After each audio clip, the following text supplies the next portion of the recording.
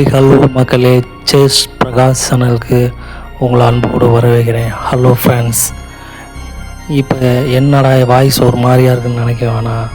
இப்போ நம்ம horror story போட்டு ரொம்ப நாள் ஆச்சு. 2 ஹாரர் ஸ்டோரி போட்டிருக்கோம். அதுக்கு சரியான வியூஸும் இல்லை, எதுவும் இல்லை. இருந்தாலும் நான் முயற்சியை கைவிட மாட்டேன். ட்ரூ இன்சிடென்ட்ஸ் நிறைய பேர் சொல்கிறதுல இன்ஸ்பயர் ஆகி தான் நான் இந்த ஸ்டோரிக்குள்ளே வந்ததுக்கு காரணமே நம்ம வயசுலேயே நரேட் பண்ணுவோம் மக்கள் முன்னாடி அப்படின்றதுக்காக தான். பட் வியூஸும் போல் வாழ்க்கையிலே எவ்வளவோ கஷ்டங்கள் இருக்குது. நம்ம இது மூலியமாக நம்ம முன்னேறுவோம் நினச்சி வந்தேன். வியூஸ் எதுவுமே போல் மக்களும் நமக்கு இன்ஸ்டாகிராமில் மெசேஜ் பண்ணுவாங்க, அட்லீஸ்ட் கமெண்ட்லேயே அது கேட்பாங்கன்னு நினச்சேன். யார் எதுவுமே கேட்கல, எனக்கு எந்த கதையும் வரல. அப்படின்றப்ப என்னோடய ரொட்டேஷன் வழக்கு வேலைகளை நான் பார்த்துக்கிருந்தேன். அப்போ தான் எனக்கு தோணுச்சு, ஏன் நம்ம வாழ்க்கையில் நடந்த ட்ரூ இன்சிடெண்ட்டை நம்ம சொல்லக்கூடாது அப்படின்ட்டு. அந்த ட்ரூ இன்சிடெண்ட்டை அந்த சொந்த ஊர் பேரை மட்டும் என்னால் சொல்ல முடியாது. ஏன்னா அந்த சொந்த ஊரில் எனக்கு தெரிஞ்ச நபருக்கும் நடந்தது. அதை சொன்னேன்னா அப்போ அவரும் நீங்கள் என்னை கேட்டு சொல்லியிருக்கணும்ல அப்படின்ற ப்ராப்ளம் வரனால அந்த நபர் பேரையோ அந்த ஊர் பேரையோ நான் சொல்ல விரும்பலை. புனை பேராக தான் நான் வைக்க போகிறேன் அந்த ஊருக்கு. தேனிக்கு அருகாமையில் ஒரு கிராமத்தில் நடந்ததா, ஏற்கனவே ஒரு ஸ்டோரி தேனி பக்கத்தில் சொல்லியிருப்பேன். இதுவும் தேனிக்கு அருகாமையில் நடந்ததான் கேட்டிங்கன்னா இல்லை, இருந்தாலும் ஒரு புனை பெயர் வச்சு தான் நான் சொல்கிறேன். வாங்க நம்ம ஸ்டோரிக்குள்ளே போகலாம். இது என் வாழ்க்கையில் நடந்த 100% உண்மையானது. இந்த என் குடும்பத்தில் நடந்திருக்கு அப்படின்றது பொய்யா சொல்லணும்னு எனக்கு அவசியம் இல்லை. மக்களே, உங்கள் சப்போர்ட்டு எனக்கு ஆதரவும் தேவை. வாங்க நம்ம ஸ்டோரிக்குள்ளே போகலாம். தேனிக்கு அருகாமையில் நடந்த ஊர் தான் எனக்கு நடந்த கதை தான் அது. ஒரு அழகிய கிராமம். எனக்கு மக்களே, எனக்கு வேலைகள் சரியாக ஓடலை. அதனால் நான் ஒரு சின்ன கடை வச்சுருந்தேன். அந்த கடையுமே ஒரு வருடமாக என்னோடய மனைவி பலத்தினாலையும் அவங்க பின்புலமாக இருக்கிறனாலையும் அந்த கடையை நான் நடத்திக்கிட்டு வந்தேன். அப்போ அங்கேயே வியாபாரம் இல்லாதனால நாங்கள் கடையை காலி பண்ணுற நிலைமைக்கு வந்தோம். கடையை வைக்க வேணுன்ற நிலைமைக்கு வந்தோம்.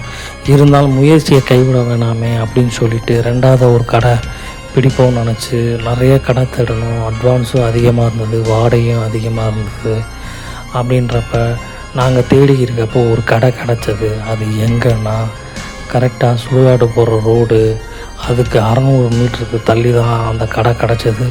அது சுடுகாடு ரோடுனாலும் மக்கள் அங்கே நிறைய பேர் வீடு கட்டி குடியிருக்காங்க. இப்போ எல்லாமே காலங்கள் மாறிடுச்சுல, அதனால் நம்ம இந்த கடையை பிடிச்சா தைரியமாக இருக்கலாம். இத்தனை பேர் குடியிருக்காங்க, அவங்களே எதுவும் பண்ணலை, நம்மளை என்ன பண்ணிட போகுது அப்படின்ற ஒரு காரணத்தினால அந்த கடையை பிடித்தோம். வாடகை கம்மி தான் மக்களே. பழைய கடையிலேருந்து வாடகை அட்வான்ஸையும் கொடுத்துட்டு கடையை காலி பண்ணிவிட்டு இந்த கடைக்கு குடி வந்தோம். இங்கே ஜாமான் எடுத்து வைக்கிறதுக்குள்ளே எனக்கு போதும் ஆயிடுச்சு மக்களே. அந்த சின்ன கடையிலேருந்து ஜாமானை எடுத்து வைக்கிறதுக்குள்ளேயுமே எனக்கு ஏகப்பட்ட செலவுகள். கடனை வாங்கி தான் அவ்வளோ செலவுகளையும் பண்ணி அந்த கடைக்கு நாங்கள் போனோம். அந்த கடைக்கு போய் ஷிஃப்ட் பண்ணலான்னு போதும் ஆகிப்போச்சு ஜாமான் கொண்டு வரதுக்கே. இது என்னடா அப்படின்னு யோசிச்சுக்கிட்டே இருந்தேன். இருந்தாலும் மக்கள் வருவாங்கன்ற ஒரு நம்பிக்கையில் அங்கே கடையை பிடிச்சோம் மக்களே. இதுக்கிடையிலே நான் ஒன்று சொல்லணும் மக்களே. நானும் என் மனைவி என் பிள்ளைய 2 பேர் மக்களே. 2 பேர். பாப்பா ஸ்கூலுக்கு படிக்குது, தம்பிக்கு 2.5 வயசு ஆகுது. பாப்பா ஸ்கூலுக்கு போயிடுச்சு. ஜாமான்லாம் ஒரு வழியாக வண்டி பிடிச்சி எடுத்து வச்சாச்சு. இருந்தாலும் நம்ம கடையில் அரேஞ்ச் பண்ணணும்ல, அதனால் ஒரு ஆஃப் டே நானும் என் மனைவி தம்பியும் நாங்கள் போயிருந்தோம். குட்டி பையன் தான், 2.5 வயசு ஆனாலும் அவன் சேட்டை பண்ணிக்கிட்டு இருந்தான்.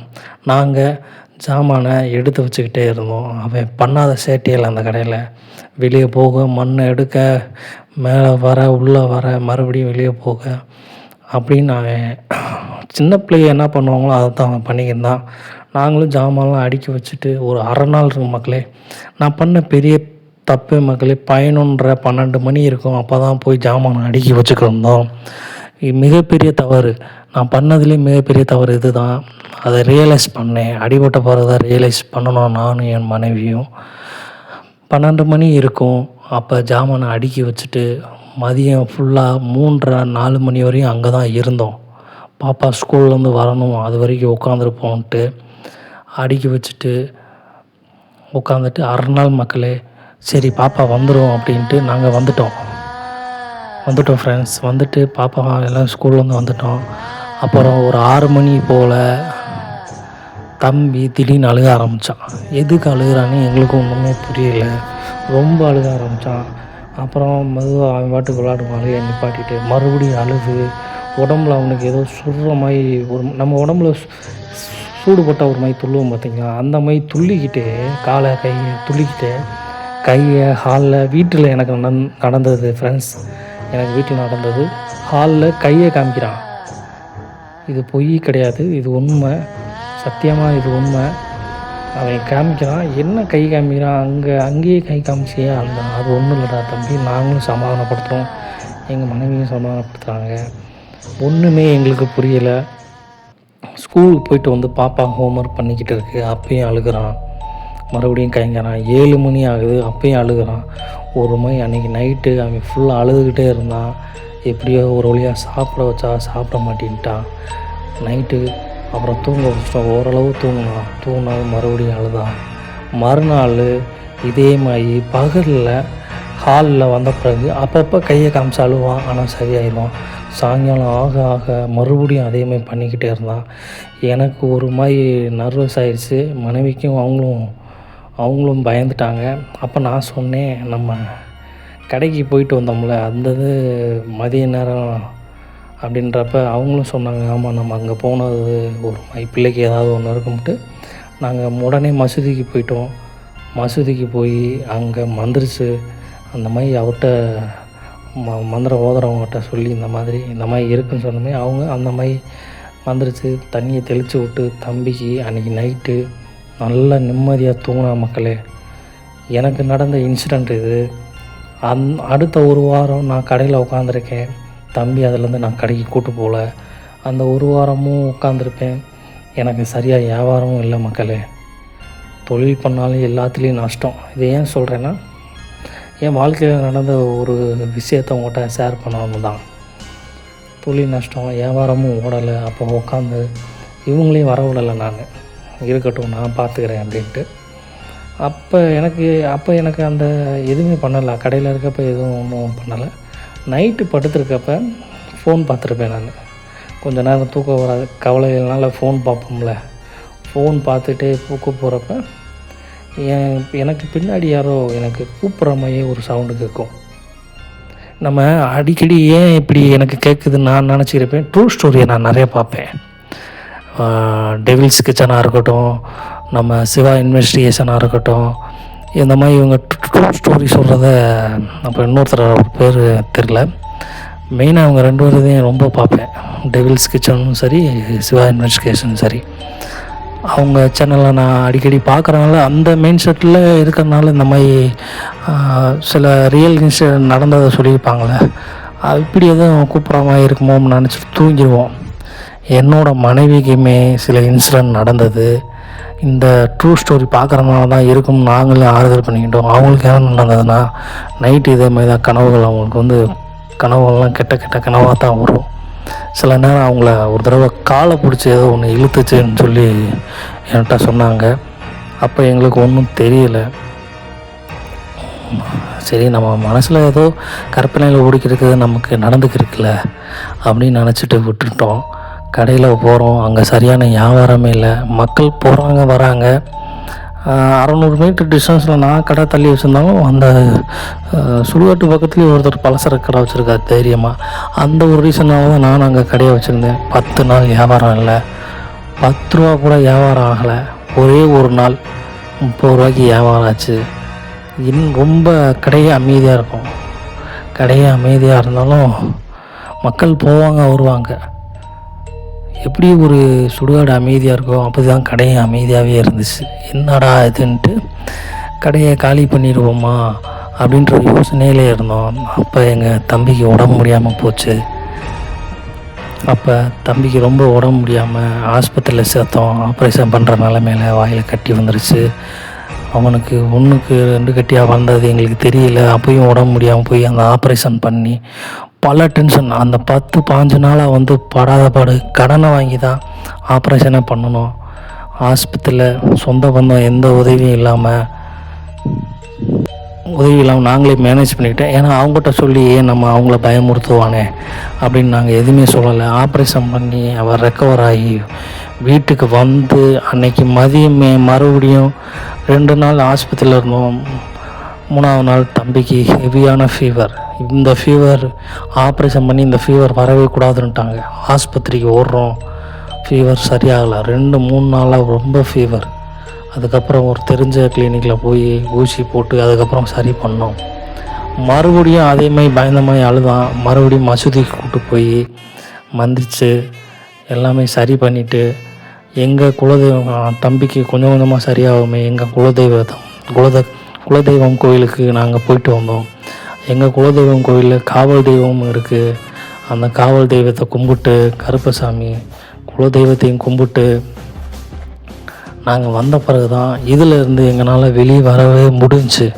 இருந்தாலும் சில நேரம் இந்த ட்ரூ ஸ்டோரி கேட்குறனாலையா இல்லை இப்படி இந்த சைடு போயிட்டு வந்தனாலையா சில இன்சிடெண்ட் எங்களுக்கு எனக்கு நடக்குது மக்களே. தூக்கத்தில் ஏதோ ஒன்று பண்ணுற மாதிரி இருக்கும். நான் இது இந்த மாதிரி கேட்குறவங்க சொல்லியிருப்பாங்க, இந்த மாதிரி இருந்தால் நீ ஒரு ஓரமாயிரு, இந்த மாதிரி பண்ணாத அப்படின்னு சொல்லிட்டு போகிறோம். அதெல்லாம் தைரியமாக இருக்கலாம், எதுவுமே பண்ணாத மக்களே. தைரியம் ரொம்ப முக்கியம். இந்த மாதிரி நடந்ததுன்னா அப்போ தான் நம்ம வாழ்க்கையில் அதை ஜெயிச்சு வர முடியும். பயத்துலேயே உள்ளே போயிட்டோம்னா அதுலேருந்து வெளியே வர முடியாது. உள்ளே நம்ம அதில் போயிடுவோம். என்னோடய அனுபவத்தில் சொல்கிறேன்.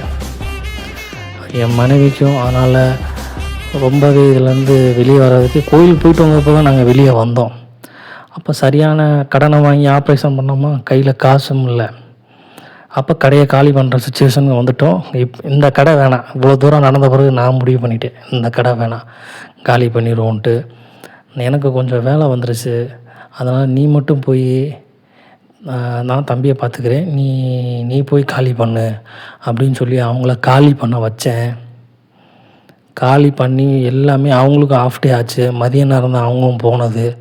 காலையிலே போயிட்டாங்க. இருந்தாலும் மதியம் வர்றதுக்கு ஆயிடுச்சு. அவங்க எல்லாத்தையுமே மூட்டையில் எடுத்து வைக்க செய்ய வெயிட் ஆனதெல்லாம் அப்புறம் நாங்கள் போய் ஆளை பிடிச்சி நானும் எல்லாத்தையுமே எடுத்து வச்சுப்போம்.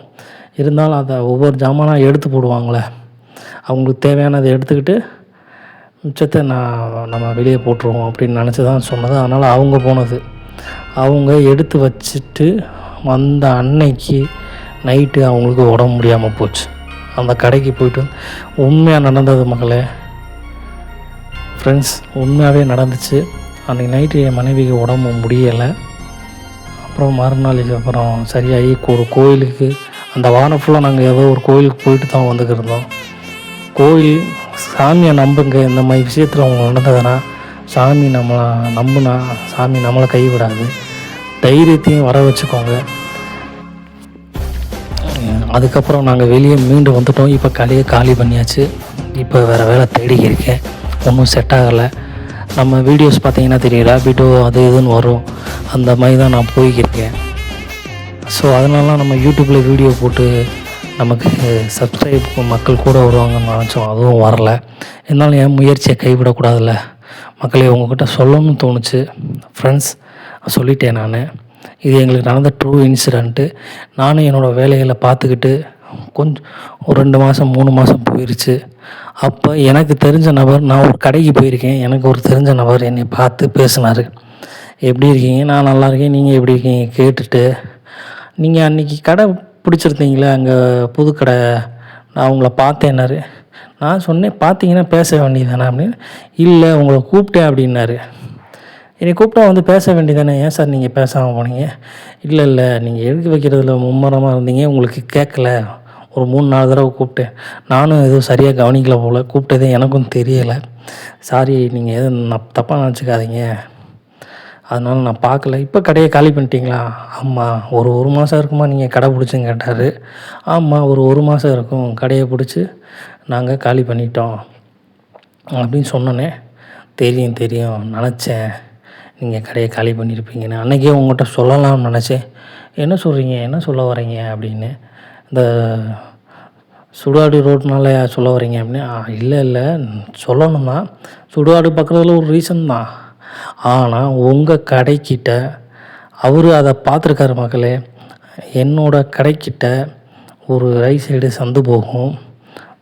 ஒரு சந்து தான், சந்தில் மறுபடியும் இன்னொரு சந்து கட் ஆகும். கடை ஒரு கார்னரில் இருக்கும். வளைஞ்சோம்னா அப்படியே ரைட் சைடு அவங்க வீடு போவாங்க போல். அப்போ தான் என்னை பார்த்துருக்காரு. அவர் சொன்னது தான் எனக்கு தூக்கி வாரி போட்டுருச்சு. நீங்கள் இப்போ கூட பாருங்கள், சொல்கிறப்ப புல் அரிக்குது. நீங்கள் அந்த கடையில் உங்கள் கடைக்கிட்ட 3 ஆத்மா, 3 ஆத்மான்றது 3 பேய் இருக்குது. என்ன சொல்கிறீங்க? இங்கே பாருங்க, சொல்லவுமே புல் அரிக்குது எனக்கு. கடவுளோட நம்பிக்கையில் நான் பேசிக்கிட்டு இப்போ நைட் டைம்னால் எனக்கும் கொஞ்சம் சொல்கிறதுக்கு பயமாக தான் இருக்குது. சொல்கிறதுக்கு என்ன சொல்கிறப்பே பயப்படுறேன்னு நீங்கள் நினைக்க வேணாம். என்னோட ரியல் லைஃப் இன்சிடென்ட் நடந்தனால, அதான் எனக்கு நடந்தனால தான் இந்த பயம்ன்றது எனக்கு தெரிய வருது. பயம் இல்லாத மனுஷன் இருக்கலாம், நான் இல்லைன்னு சொல்ல வரல. என்னை மாதிரி பயந்த மனுஷங்களும் இருப்பாங்களே, அவங்களுக்கு இந்த சில ஃபீலிங்ஸ் புரியும்ல, அது புரிஞ்சால் ஓகே தான்.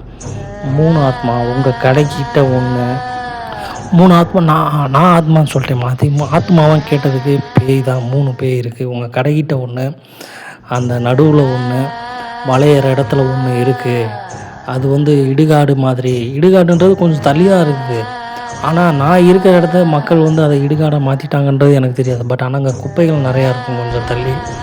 எப்படி நீங்கள் யாரும் சொன்னாங்களா அந்த மாதிரி இப்படி இருக்குது அப்படின்னு கேட்டேன் நான். ஏன்னா யார் சொன்னாலும் தானே இப்படி சொல்ல முடியும். சொன்னாங்களா? ஏங்க நான் அந்த ஏரியாவில் தான் குடியிருக்கேன். நைட்டுக்கு பார்க்குறப்ப எங்களுக்கு தெரியும். அவரே கண்ணார பார்த்துருக்காரு. கண்ணார பார்த்து அவருக்கும் ஃபேமிலி இருக்குது. பார்த்து தைரியத்தை வர வச்சுருக்காரு. இருந்தாலும் எல்லாத்துக்கும் ஒரு தைரியம் இருக்கணும். நம்ம அந்த ஏரியாவில் தான் எதுனாலும் வரும், அப்படி போகுன்றது 3 இருக்குது. எப்படி நீங்கள் 1 மாதம் அந்த கடையை ஓட்டுனீங்க? பெரிய விஷயம். இதுக்கு முன்னாடி வந்திருக்கவங்க கடையில் நான் பிடிச்ச கடையில் ஒருத்தவங்க இருந்திருக்காங்க. கொஞ்ச நாளே காலி பண்ணிட்டாங்க. காலி பண்ணோன்னா அந்த கடைக்கு நான் போனேன். நானும் காலி பண்ணிட்டேன். அப்போ தான் சொன்னார், நீங்கள் முதலே என்கிட்ட சொல்லியிருக்கலாமான்னு கேட்டேன். இல்லை, சொன்னால் நீங்கள் தப்பாக நினச்சிருவீங்க, ஏன்னா புதுசாக கடை போட்டிருக்கீங்க. இந்த நேரத்தில் இப்படி சொன்னோம்னா வியாபாரம் பாதிச்சிரும்ல உங்களுக்கு, அதனால் நான் சொல்லலை. இப்போ நீங்களே காலி பண்ணனால கேட்டேன். அப்போ தான் நான் அவர்கிட்ட சொன்னேன், எனக்கு இந்த மாதிரி இன்சிடெண்ட் நடந்தது. அந்த தம்பி உங்கள் மகன் கடவுள் புண்ணியத்தில் அதை தான் காமிச்சிருக்கான். அது உங்கள் வீட்டு பின்னாடியே வந்திருக்குன்றாரு. அது எனக்கு எந்தளவுக்கு உண்மைன்றது நாங்கள் அனுபவப்பட்டனால சொல்ல வரேன். ரொம்ப கஷ்டம் மக்களே, ரொம்ப கஷ்டம். அப்போ அவர்கிட்ட என்னோடய இன்சிடெண்ட்டை சொன்னேன். நான் பார்த்துருக்கேன். அவர் அசால்ட்டாக சொல்கிறாரு. ஏன்னா அந்த ஏரியாவில் இருக்கவங்களுக்கு தெரியுமாமே அது. ஏன்னா எல்லாருமே சுடுகாட்டு பக்கம் வீடு கட்ட ஆரம்பிச்சிட்டாங்க. என்ன ஃப்ரெண்ட்ஸ், எல்லோரும் உங்களுக்கு தெரியும்ல, எல்லாமே சிட்டி ஆகாமே வீடு ஆகாமே அதை பற்றி கேர் பண்ணிக்கல. ஆனால் அங்கே இருக்கிறவங்க ஒவ்வொருத்தருக்கும் இந்த அனுபவம் இருக்குது மக்களே, கண்டிப்பாக இருக்குது. இது நான் பொய் சொல்லலை. அங்கிட்ட இருக்கிறவங்களுக்கு கேட்டீங்களே அந்த இன்சிடெண்ட்டை சொல்லுவாங்க. அவர் தான் இந்த இன்சிடெண்ட்டை சொன்னார். எனக்கு ஒரு மாதிரி தூக்கி வாரி போட்டுருச்சு. என்னோடய இன்சிடெண்ட் நடந்தது இது ஒத்து போகுது அவர் சொன்னதுமே. ஆமாம், அந்த மாதிரி பாதிக்கப்பட்டேன் நானும் அப்படின்னாரு. நீங்கள் பாதிக்கப்பட்டிருக்கீங்களா? என்ன பாதிக்கப்பட்டிருக்கீங்க அப்படின்னு கேட்டால் அப்போ தான் சொன்னார். அவர் பேரையும் சொல்ல விரும்பலை நான், ஏன்னா அது வேணாம். அவர் என்ன சொன்னார்னா, அவருக்கு குழந்தைகள் இருக்குது, 2 குழந்தைகள். 2 குழந்தைகள். ஒரு குழந்தை இருக்குது. 2வது ஒரு குழந்தை அவங்க கன்சீவாக இருந்திருக்காங்க அந்த நேரத்தில் என்னைய பார்த்தப்ப. அப்போ குழந்தை அவங்களுக்கு பிறந்திருக்கு. குழந்தை பிறந்த டைம். அதுக்கு முன்னாடி என்ன இன்சிடெண்ட்னா, அந்த சைடு ஒரு கெட்ட முனியும் பார்த்துருக்காரு. முனியும் நான் அந்த சைடு பார்த்துருக்கேன் நைட் நேரம். என்ன இவ்வளோ தைரியமாக சொல்கிறீங்க? ஆமாம், நைட்டு தூங்குறப்போ சத்தம் கேட்கும், வெளியே வந்து பார்த்தா இருக்கும், அதான் எதுவுமே பண்ணாது. அப்போ நல்ல முனியாக தான் இருக்கும்னு நினச்சிட்டு இவர் உள்ளே போயிடுவார் போல். இருந்தாலும் வெளியே பார்க்குறது, ஜன்னல் கதவை திறந்து பார்க்குறது, வீட்டு கதவை லைட்டாக திறந்து பார்க்குறதுன்னு அனுபவப்பட்டிருக்காரு. இது பொய் சொல்லலை மக்களே. இது அந்த ஒவ்வொரு சுடுகாட்டு பக்கம் இருக்கிற வீடு கட்டியிருக்கவங்களுக்கும் ஏதாவது ஒரு அமானுஷம் நடந்திருக்கும் கண்டிப்பாக. அப்படி கண்டிப்பாக நடந்திருக்குன்னா மக்களாகிய நீங்கள் நம்ம சேனலை பார்த்தீங்கன்னா, எனக்கு இன்ஸ்டாகிராமில் செஸ் பிரகாஷ்னு சொல்லி இன்ஸ்டாகிராம் சேனல் இருக்குது. நானும் உங்களுக்கு லிங்க் தரேன். கமெண்ட் பண்ணுங்கள், நானும் உங்களுக்கு லிங்க் பண்ணுறேன். எனக்கு நீங்கள் அதில் உங்கள் ட்ரூ ஸ்டோரியை சொல்லலாம். அவருக்கு என்ன இன்சிடெண்ட்டு நடந்தது கேட்டேன். இந்த மாதிரி பார்த்துருக்கேன், நிறைய வாட்டி பார்த்துருக்கேன். வீட்லேயும் அவங்களுக்கு நிம்மதியே இல்லையா, அவங்க கணவன் மனைவிக்கு அடிக்கடி சண்டை வரும்பாங்க. இது மேரேஜ் ஆனால் வரத்தானே செய்யும், இதில் என்னங்க இருக்குது. இது ரொம்ப அதிகப்படியாக அவங்களுக்கு சண்டை வந்து அவங்க இவரை போட்டு மாறி மாறி ரொம்ப இப்போ காயங்கள் வர அளவுக்கு சண்டை ஆகிருக்கு. சண்டை ஆகாமே மறுபடியும் சமாதானம் ஆயிடுவாங்களாம். எதுக்கு சண்டை போடுறோம்னே தெரியாதான் அவங்களுக்கு. ஏன் சண்டை வருன்றது அவங்க ஒய்ஃபுக்கும் தெரியாதான், ஹஸ்பண்டுக்கும் தெரியாதான் என்கிட்ட சொல்கிறாரு. அப்போ தான் அவங்க ஒய்ஃபு கன்சீவாக இருந்திருக்காங்க. பிள்ளை பிறந்து 1 மாதம், பிள்ளை பிறந்து 1 மாதத்தில் பிள்ளை 1 மாதத்துக்கு பிள்ளை பிறந்திருக்கு. 2-3 நாளில் பிள்ளை பிறந்து 1 மாதம் மாற்றி சொல்லிட்டேன். 2-3 நாளில் பிள்ளை பிறந்து அவருக்கு தவறிடுச்சு. அது கேட்கவுமே எனக்கு ரொம்ப சங்கடமாக போச்சு. எனக்கு நடந்த இன்சிடெண்ட்டை விட அவருக்கு பெரிய இன்சிடெண்ட்டாக நடந்திருக்கானே. அந்த இடத்துல என்ன அவருக்கு ஆறுதல் சொல்கிறதா என்னன்றது. அப்போ நீங்கள் ஏன் அங்கே இருக்கீங்க அப்படின்னு, ஏன் இவ்வளோ நாள் இதை தெரிஞ்சுட்டு நீங்கள் ஏன் அப்படி இருந்தீங்கன்னா, நாங்களுக்கு தெரியாமல் தான் குடி வந்தோம், சுடுகாட்டு ரோடு தானே, இதில் என்ன இருக்குது அப்படின்றாரு. எதுவுமே இருக்காதுன்னு தான் நினச்சி வந்த பிறகு தான் இந்த அனுபவம்லாம் அவருக்கு கிடச்சிருக்கு போல். என்ன பண்ணுறது, இப்போ இனிமேல் நாங்கள் காலி பண்ணிடுவோம் அப்படின்றது சொல்லியிருக்காரு. இந்த அங்கே இருக்க அமானுஷனால இவ்வளோ பெரிய ஆபத்து அவங்க வாழ்க்கையில் நடந்திருக்கு. இதை அவங்க ஜோசியமும் பார்த்துருப்பாங்க போல். வீடை காலி பண்ணுறாங்க, உடனடியாக அவங்க வீடு காலி பண்ணுறாங்க. அதையும் என்கிட்ட சொல்லிட்டாரு, வீடை காலி பண்ணுறோம் நாங்கள், எங்களுக்கு பதிலாக எங்கள் பிள்ளை வாங்கிக்கிச்சு, இந்த வழியை எங்களால் மறக்க முடியாதுன்ற அவரோட அனுபவத்தையும் சொல்கிறப்ப அதோட வழியும் எனக்கு ரொம்ப இருந்துச்சு மக்களே. இதை நான் உங்கள்கிட்ட ஷேர் பண்ணணும்னு, அதனால தான் நான் ஊர் பேரை மென்ஷன் பண்ணலை. இது ஒரு ஊரில் நடந்தது தான், உண்மையாக நடந்தது தான். ஊர் பேரை மென்ஷன் பண்ண வேணாம், அவர் பேரை மென்ஷன் பண்ண வேணாம் தான் இதை உங்கள்கிட்ட ஷேர் பண்ணிக்கிறேன்னு நினச்சேன். அமானுஷம்ன்றது இருக்கா என்னன்றதை தவிர்த்துட்டு நம்ம சுற்றி ஏதோ ஒரு நெகட்டிவிட்டி நடக்குதுன்னா கடவுளை முதல் நம்புங்க. தைரியமாக இருங்க, தைரியமாக இருங்க, கடவுளை நம்புங்க. கோயிலுக்கு போங்க, மசூதிக்கு போங்க, இயேசு கோயிலுக்கு போங்க, எல்லா சாமியும் கும்பிடுங்க. ஏதோ ஒரு வேளை ஏதாவது சாமி நமக்கு துணையாக இருக்கும். அந்த நம்பிக்கை மட்டும் சொல்கிறேன்.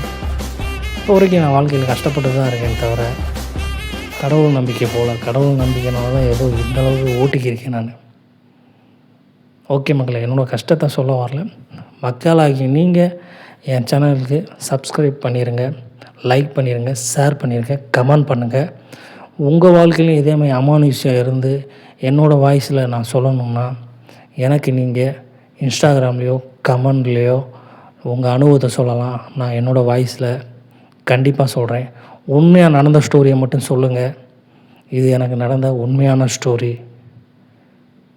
நன்றி மக்களே, வணக்கம். ஜஸ்ட் பிரகாஷ் சேனலை சப்ஸ்கிரைப் பண்ணிடுங்க, லைக் பண்ணிடுங்க, ஷேர் பண்ணிடுங்க. இன்ஸ்டாகிராமில் எனக்கு உங்கள் வாழ்க்கையில் நடந்த ட்ரூ ஸ்டோரியை மெசேஜோ அல்லது வாய்ஸ் ஓவரோ பண்ணலாம். இல்லை கமெண்டில் கேட்டிங்களான்னு என்னோடய இன்ஸ்டாகிராம் ஐடியை நான் கண்டிப்பாக சொல்லுவேன். ஜஸ்ட் பிரகாஷ் சேனலை சர்ச் பண்ணி பாருங்கள். நன்றி, வணக்கம். ஜஸ்ட் பிரகாஷ் சேனலுக்கு சப்ஸ்கிரைப் பண்ணிடுங்க.